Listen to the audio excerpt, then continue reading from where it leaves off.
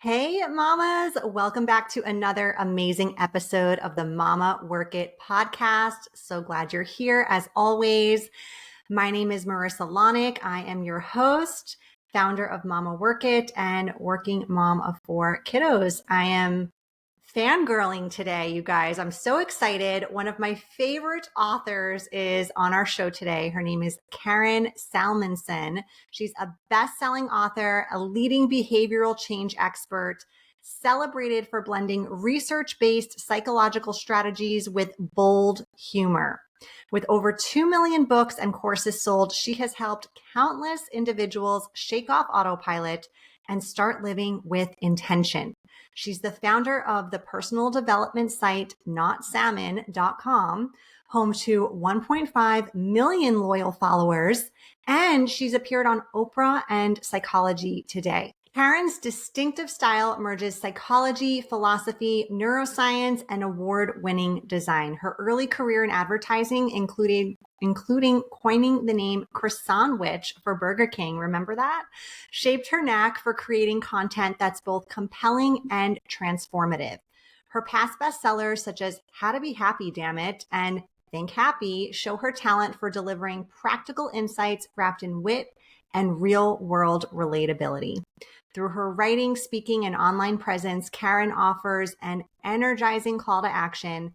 Stop sleepwalking through life and start making meaningful choices. Whether she's discussing happiness habits or identity-based change, her focus remains the same, empowering people to lead more purposeful lives.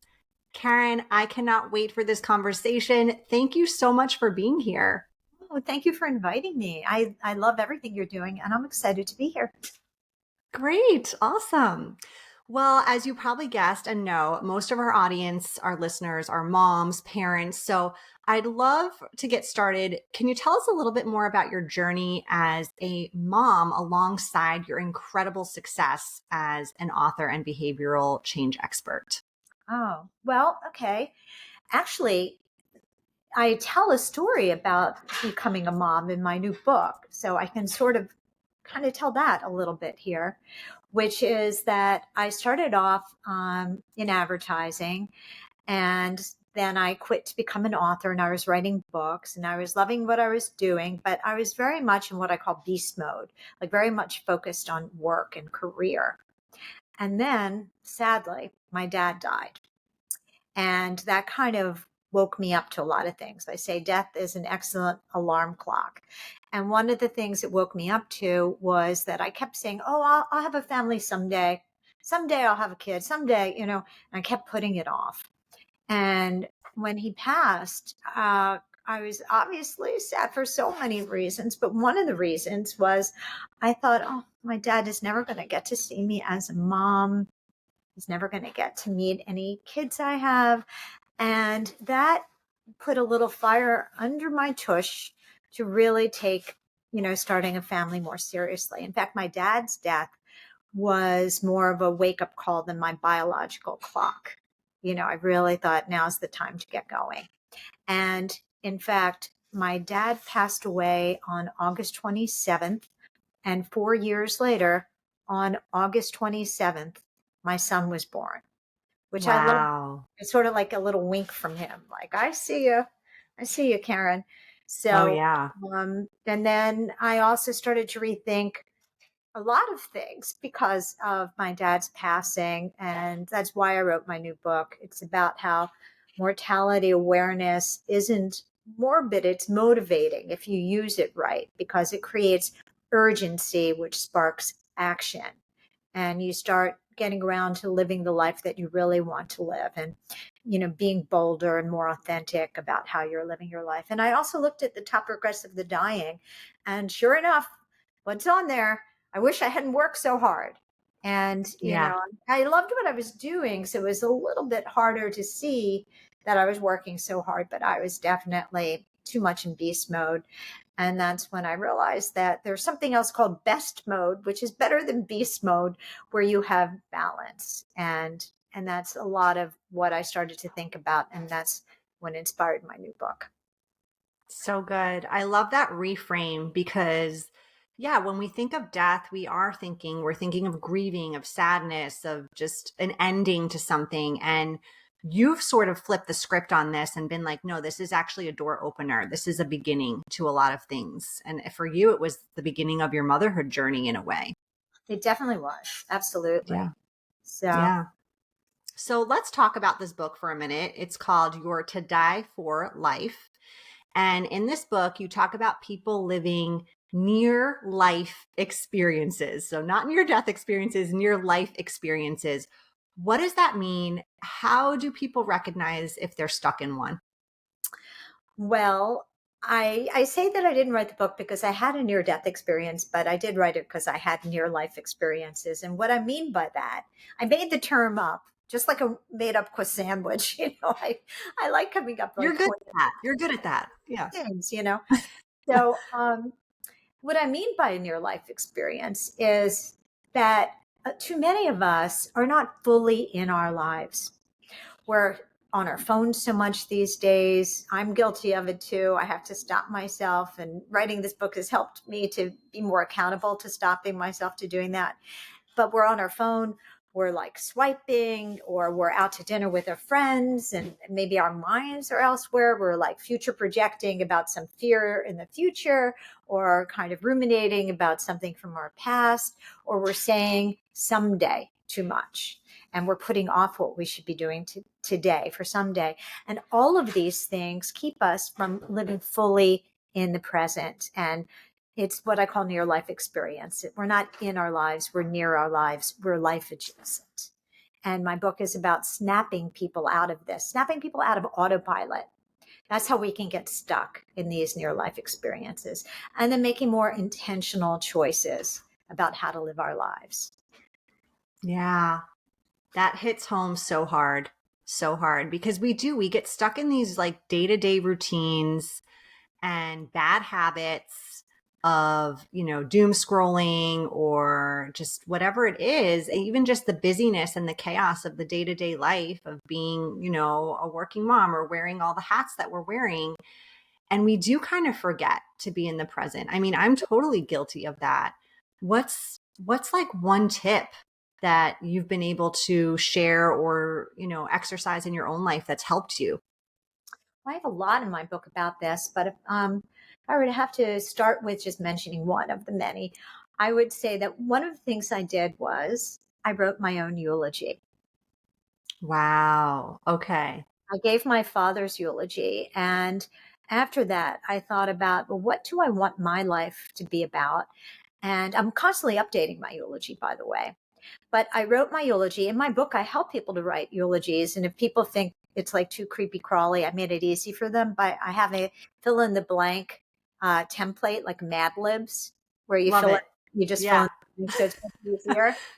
And a lot of the blanks, I will tell you, are core values, because a lot of living a life that you're proud of, a life that feels meaningful, is about embracing certain core values. And here's again for busy people, too many of us, we feel like we have to follow our to-do lists, and that's about productivity. They have a fatal flaw. You could do everything on your to-do list and get to the end of your life and feel like you wasted your life, because Hmm. to-do lists don't mention things like, I am present for the people I love, or I, listen attentively, or whatever it is, where when you're at the end of your life and somebody's giving your eulogy, they're not going to read your LinkedIn profile.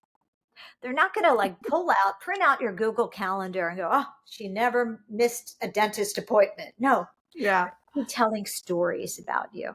Oh, I remember the time that I was sick and she was so loving, she brought over soup. Or, oh, I remember the time that I was really upset by my divorce and she sat and she really listened to me, or she was patient, or she mentored me. All of these things have to do with a core value and then an action that you took. So I have people, after they write their eulogies, and even without writing their eulogies, you can still do this. Not just write a to-do list, but what I call a to-die list. And these are habits that you can do daily that will be things that will make your life meaningful. so at the end of your life, stories, and they usually have to do, well, they always have to do with a core value and then a habit. I am loving, and so I show up for the people I love. I am brave, and so I call that person and have that difficult challenging conversation.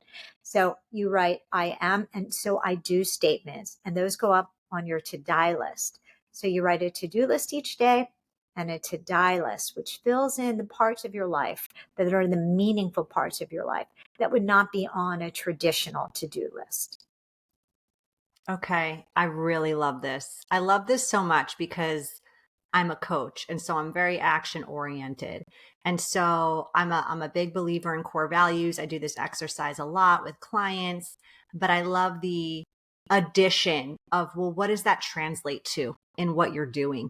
Right? Not just like, oh, I'm a very empathetic person. Okay, but what action are you doing to really live that life? You know? Exactly. Exactly. And I believe, and so you could use your eulogy to brainstorm up what goes on your to-do list, but you could even do it without your eulogy. I have a prompt that I mentioned in the book where you write at the top of a blank page one of the following prompts. Who do I need to become to get everything I want in my life? Or if you're having a problem right now in your life, who do I need to become to stop fighting with my partner? Or who do I need to become to get closer with my child? Who do I need to become to, meet whatever goal it is, like write a novel or whatever would be like a legacy project that you want? And the answer is a core value. And then you write the I am, and so I do. These are what I call, well, I don't call it actually, it's called, but I call them in my book, identity based statements. And because I'm Hmm. a real change expert, it comes from a whole field of research on the power of identity. Identity is the puppet master of your habits. Frank Yes. Sinatra, he sang Doobie Doobie Doo, great song, singer, whatever. But in personal development, it's be do. Who you think you are will determine what you do. That's why if you walk around thinking, I am sloppy, you're going to do the habit of a sloppy person. If you think Hmm. I'm organized or I am brave, you're going to do those habits. And there's studies about identity based statements and how powerful they are. They did a study where they were trying to get people to show up at the polls and vote more. So they had two different groups. And one group, they gave like cute little like taglines and sayings and stuff like that to get them to show up to vote. And the other group, they had the people start to see themselves as voters, to identify as voters. And the people that they gave identity based statements to wound up showing up to the polls like 3 times as much as the people that just got the cute little taglines. And Right. it makes sense when you even think about people that vote. If somebody's like, oh, I'm a Democrat, I'm a Republican, if they really view themselves as political, then they will show up. And also getting to the gym. If you think of yourself as athletic, you're going to keep going to, that's why it's easier to keep going to the gym once you're going to the gym, because you see yourself as I am athletic, I am a healthy person. But once you've fallen off the wagon, you're like, oh Hmm. God, I'm lazy. It's harder to get back going to the gym. So if you remind yourself of the core value that you want to be, I am disciplined, I am healthy, then you're more likely to do the habit. So you have to team it up. Core value plus habit. Write those down, put them on your to-do list, and you're more likely to do it. Yeah. Such good advice. Thank you. You know, when we're stepping into a version of ourselves we haven't been yet, a lot of fear can creep in, a lot of doubt, right?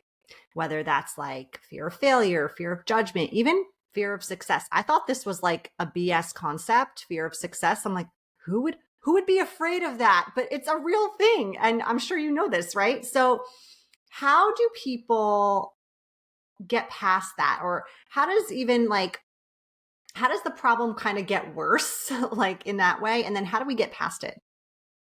Okay, I'm going to tell you a story straight out of my own life. Uh, Yes.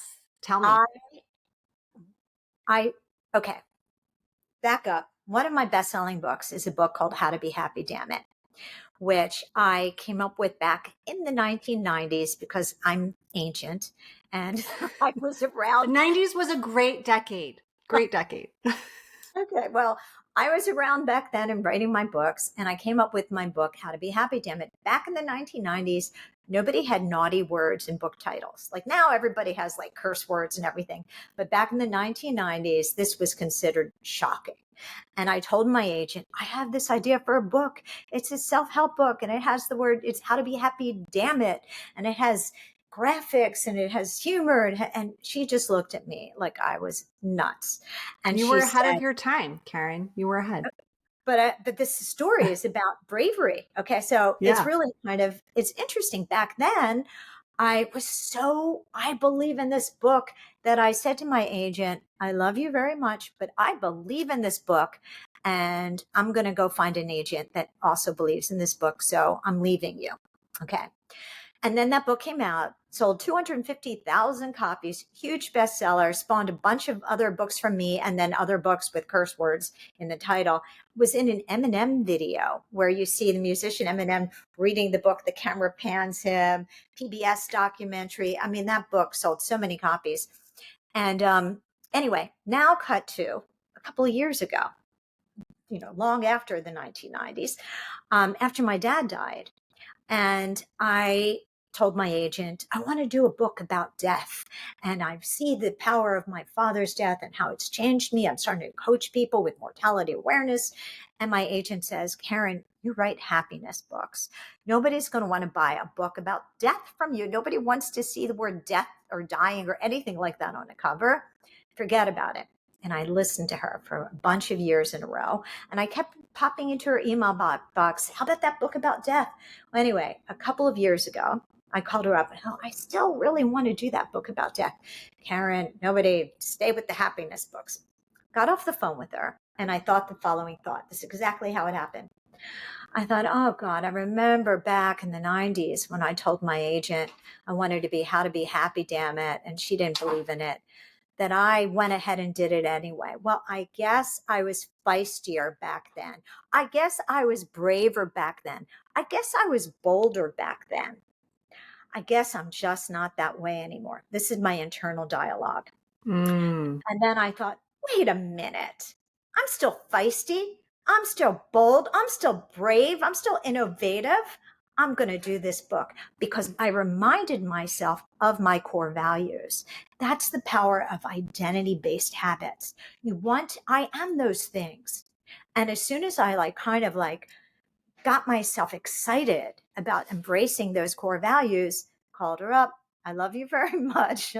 I believe in this book. I'm going to go find another agent. And then we politely parted ways. And that's the power of embracing core values and reminding yourself of how you want to live your life to create a meaningful life. Oh, I love that story so much. I love it. I always say, a lot of our listeners, very ambitious women. I myself, ambitious woman. I can tell you are as well.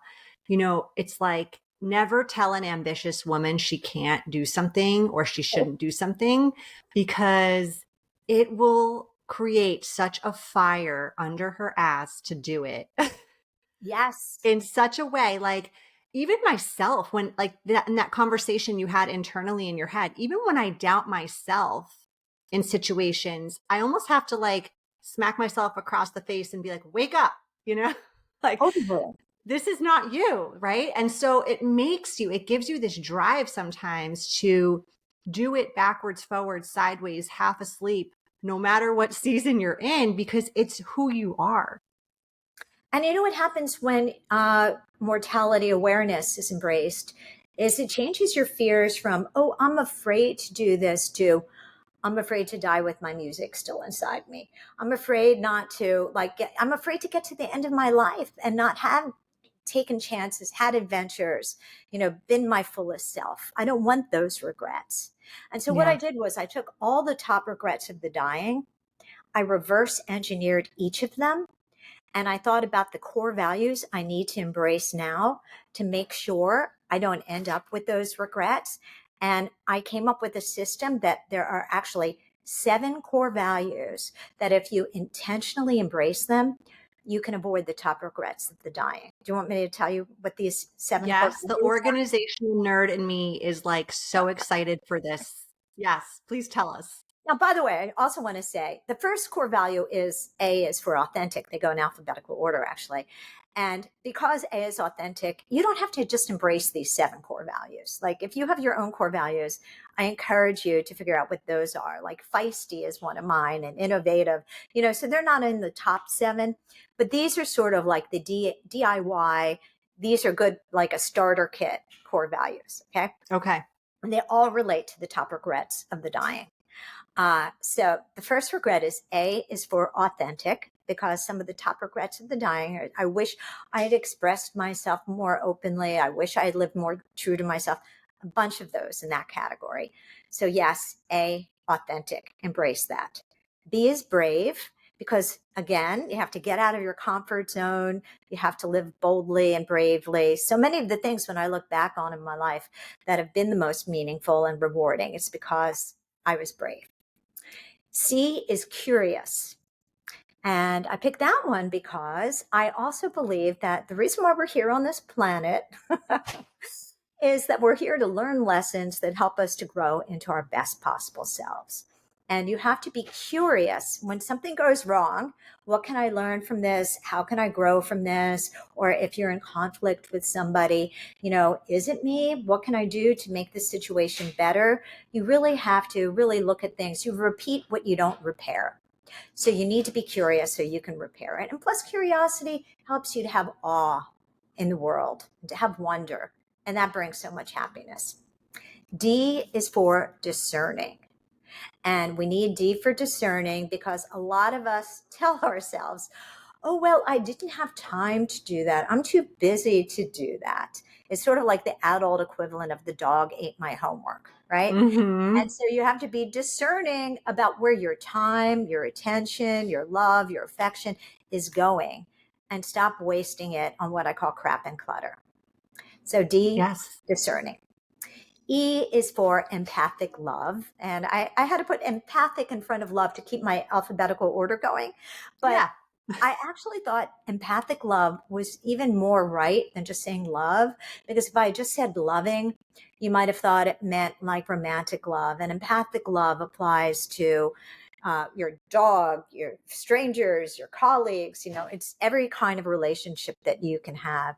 And that is really the secret of a good relationship, is to, seek first to understand before you're understood, all of that, and compassionate listening and active listening and really being present and putting the effort for somebody.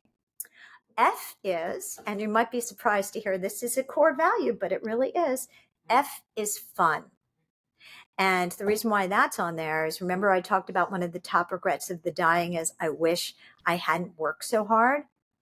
Well, the antidote to that is to make sure that you're prioritizing fun, that you're having fun in your life, because too many of us feel burnt out all the time. That's, again, fatal flaw of a to-do list. You have to really mindfully make sure that you're having fun in your life. A lot of the top regrets of the dying are, I wish I had let myself be happier. So let yourself be happier. And G is gratitude, to be grateful for what you have while you're on the way to, getting more of what you really want for your life, to appreciate the moment. And that helps, like, even the tough days feel better. So that's on there too. So those are the top core values that if you embrace these, you can live a more meaningful life and avoid the top regrets of the dying. Wow. Oh my gosh. I feel like I needed this conversation today more than anyone. I love it so much. So I don't know if you do this, Karen. I pick a word every year to sort of embody and just really zoom in on. Do you do that ever? I have in the past. I haven't done it recently. What's your word this year? Do you want to hear my word this I year? do. Fun. Fun. I love it. I love Yeah, you and I are on the same page here. we That's are. Yeah, we're rocking similar glasses. I love it. it's interesting. A bunch of years ago, by now, like 10 years ago, I gave a TED talk called Fun is a High Performance Fuel. And it was about the importance of play at work, but also in general. And because I'm a research nerd, there are all of these studies that fun actually is like, I say fun is like meditation on steroids, that it helps you to relax more than just meditation itself. and it Yeah. helps you think more clearly. Another study that they did, they had two different people, and they gave one group, they assigned them to watch like sad videos for like an hour, and the other group, they assigned watching fun videos for an hour. And then they gave them a bunch of like problem solving puzzles. And the people that watched the fun videos were better able to do the problem solving puzzles because it kind of loosens up your stressed out mind, the paralyzed thinking, and gets you to Yeah. think more clearly. So, for many reasons, fun is important. That Keeps makes you sense. at your best. Yeah. No, that makes sense. Yeah. Personally, I was feeling like this part of my identity was missing for a while. Like, I just have been wrapped up in the chaos of raising kids and working and doing all the things. And I was like, I used to be fun. What happened? I get that so much. I get it. And you know what? It's interesting because yours was I used to be, and mine was I used to be feisty. And Ooh, okay. so that's actually a new thought for me and to even say it out loud to your listeners, what are you telling yourself? I used Yeah. to be. I Yeah. used I still am, damn it. well, and damn it is right, right? I still am fun. All right. All right, Karen, we're going to head over to our lightning round now. This is the part of our show where we just like to ask you fun, random, personal questions. Are you ready? I think so. Okay, good. I'm ready. All right, so I'm curious, what's your go-to get it done motivating song? Oh my gosh. Um uh God. I could ask Alexa, I can ask her to play it. But I think I won't, wait, what's the song? I Won't Back Down or something. Is it a Tom Petty one? Oh, Alexa, yes, yes, yes. play I Won't Back Down. Is that what it's called? What's it called? Is that what it is? Yeah, this is it. Can you hear him? Alexa, raise Ooh. volume.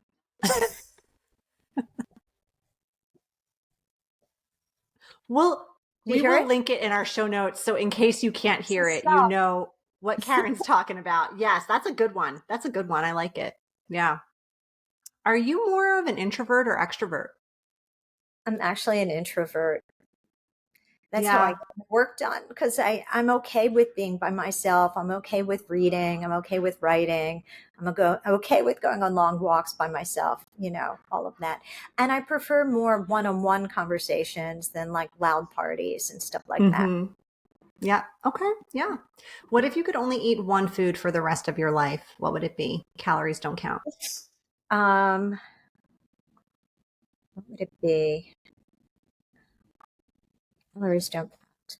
Geez, you know what? I've trained myself to like healthy foods. I hate to tell you, but like things like mangoes are coming to mind or avocados. I love, Yeah. at this point, I've trained myself to crave healthy foods. I'm not even thinking of anything really, naughty at this point. I mean, you're literally living the things you tell people to do, right?